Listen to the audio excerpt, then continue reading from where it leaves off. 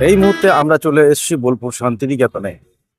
আহ, খুব গুরুত্বপূর্ণ একটি জায়গা, যেখানে হচ্ছে রবিনের চায়ের দোকান। রবিনের চায়ের দোকান, যেটি অবস্থান করছে শান্তিনিকেতন এবং বিশ্বভারতী সংলগ্ন ঠিক মাঝখানে, যেখানে প্রত্যেকটি মানুষ প্রতিদিন একটা আকাঙ্ক্ষা নিয়ে আসে, যা রবিনের চায়ের দোকানে এক কাপ চা খেয়ে তার আত্মসন্তুষ্টি করবে। হয়তো এমন কিছু বিশেষ মাহাত্ম্য আছে এই রবিনের এই চায়ের দোকানে, সেই জন্য মানুষ এত পাগলপাড়া হয়ে আসে। কিন্তু তা নয়, অ্যাকচুয়ালি মানুষটার স্বভাব, মানুষটার চায়ের কোয়ালিটি এবং মানুষটার মধ্যে যে বিনোদনী প্রকৃতি, সেটা নিতে মূলত মানুষ আসে। আসুন আমরা রবিনের চায়ের দোকানে একবার যাই। রবিন যে সকালবেলা থেকে মানুষকে